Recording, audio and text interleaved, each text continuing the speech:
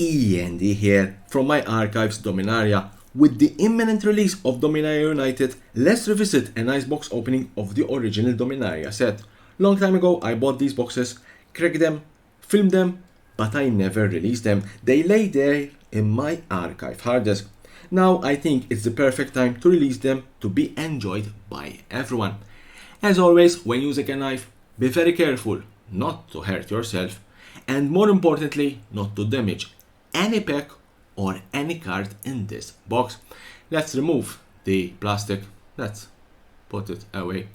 Let's open this box and let's start cracking some booster packs.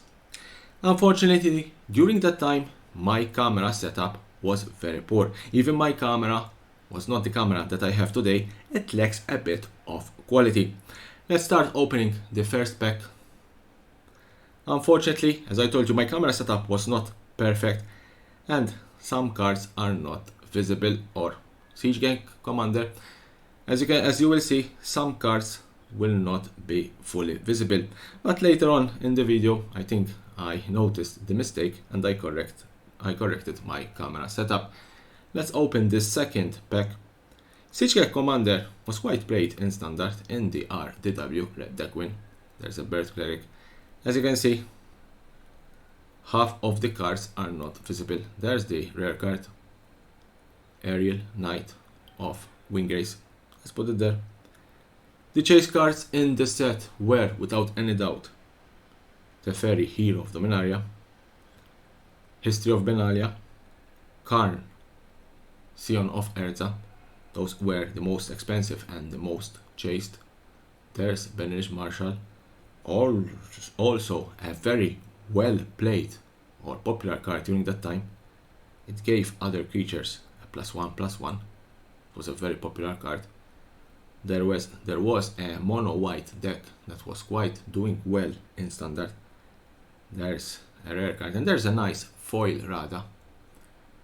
During that time, foil cards weren't that easy to pull, especially the rare cards. So a foil rare like Rada was quite a good hit.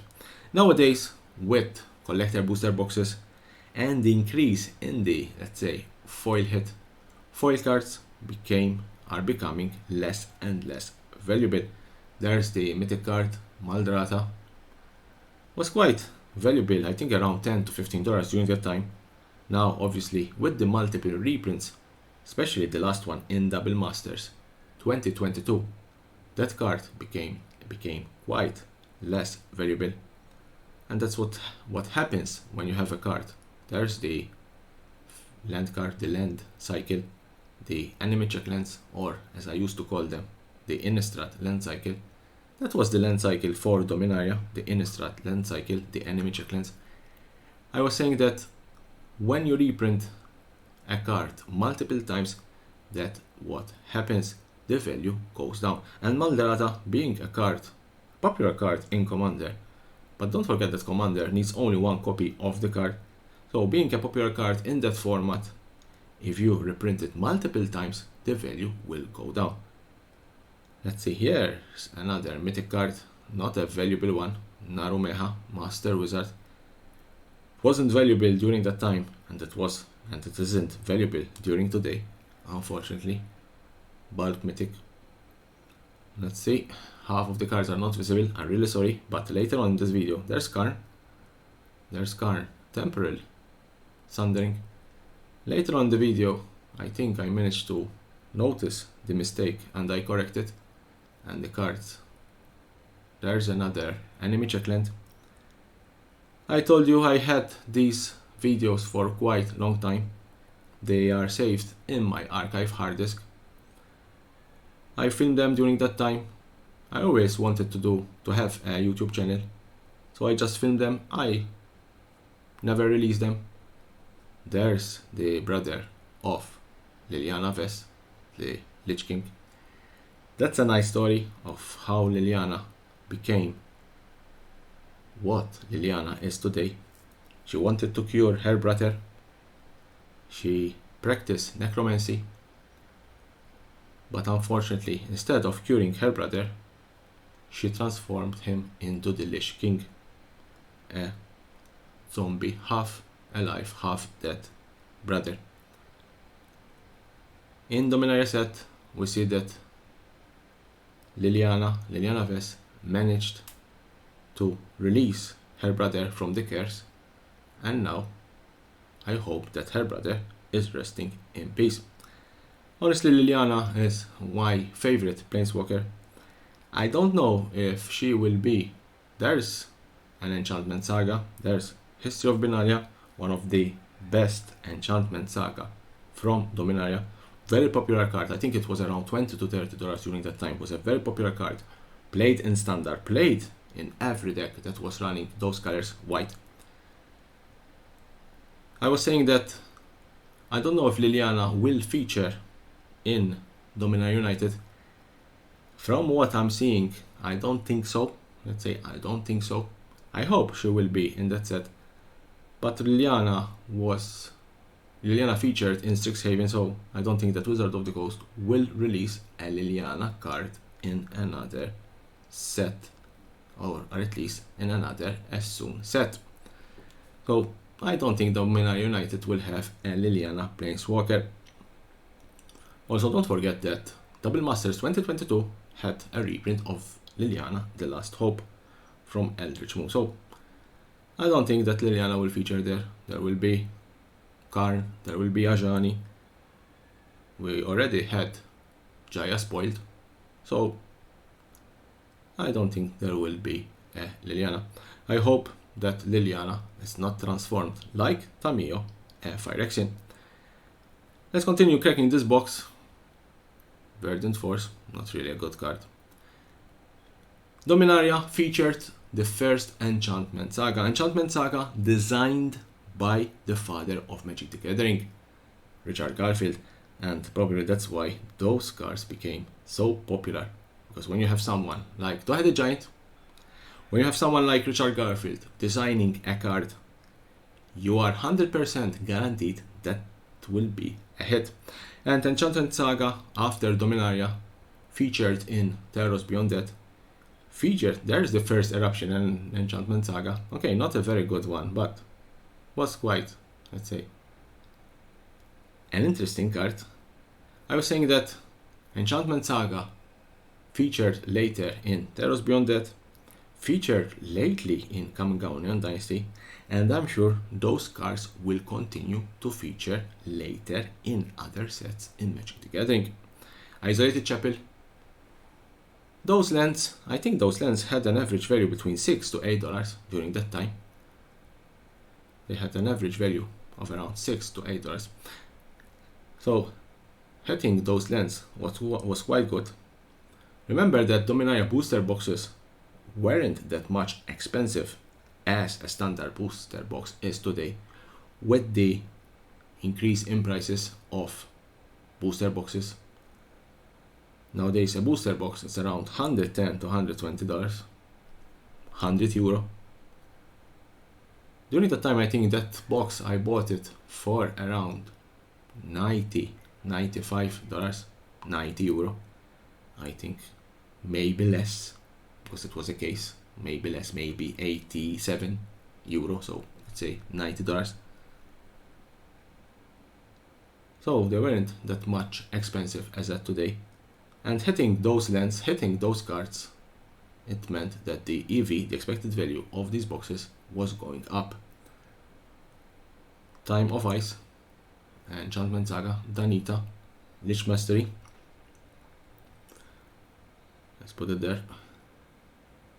Nowadays, with the increase in prices, and you also don't forget, you have draft booster boxes, set booster boxes, collector booster boxes. During the time of Dominaria, you didn't have any Squee the Immortal. Squee, one of the original characters from Dominaria. He's still alive. He's immortal, so he's still alive. Let's see. I was saying during that time, Dominaria, you had only one product. There's Lyra, Dawnbringer. That was a nice hit. That mythic card, that card was around $20 to $25. Was played in Commander, but was also played in Standard. Very very strong creature, especially if you had an angel deck. Very strong creature. I think it's very popular even today. Probably its value is around $20, 15 to 18 euro. Let's see, there's Goblin Chainwheeler. Goblin Chainwheeler, one of the most played card from the set in Standard. RDW, Red Deck wins, was a very popular deck during that time. Very fast, very strong, and Chainwheeler could easily wipe the board, and that's why it was a very popular card. Let's continue cracking this box. We didn't hit Teferi, we didn't hit Karn, we didn't hit any Planeswalker, but the mythics were quite good. Lyra Dawnbringer, History of Benalia, Maldrata, those were very, very good hits in this box. There's Kamal, Druid Vow. Kamal was featured in the first Dominaria sets, the first sets that were set on the Dominaria plane. Dominaria set, there's a Tempest Vision. Ironically, that card, even though not valuable, even though not very popular, was played in Standard, and if I'm not mistaken, a particular tournament, if not a World Champion tournament, was won thanks to that card. Yawgmoth Vile Offering. The artwork of this card is amazing, by Noah Bradley. A small note here, I know that Noah Bradley is banned from Magic the Gathering, is banned from providing any art to the game. I'm not going into why Noah Bradley is banned, that's a different story. Only one thing I know, that Magic the Gathering lost a very good artist for the game. As I said, I'm not going into that particular story, but Yawgmoth Vile Offering, the artwork of that card is amazing. Go check it. Let's see what we have here. Charge, no, that's the common. Uncommons, there's a mythic, not a very expensive mythic. Darigats, very, very low value mythic. It's a, what we call it, bulk mythic. I think maybe $1. You need 7 mana to cast it. The last 2 packs in this box, the last 2 packs. Let's see what we have. Let's see if we can find a Planeswalker. We didn't find. There is another mythic card. There's another mythic card. Jorah, Weatherlight Captain. Let's see if Jorah will feature in Dominaria United. I think so. And I think also the Weatherlight will feature in that set. It featured in the Dominaria, so why not in Dominaria United? There will be the Weatherlight and there will also be Jorah. The last pack, there's Teferi, but not, that's out of Teferi. So that was the last card in this particular Dominaria box opening. Don't forget to subscribe to my channel for more and more interesting videos about Magic the Gathering and the collectible world.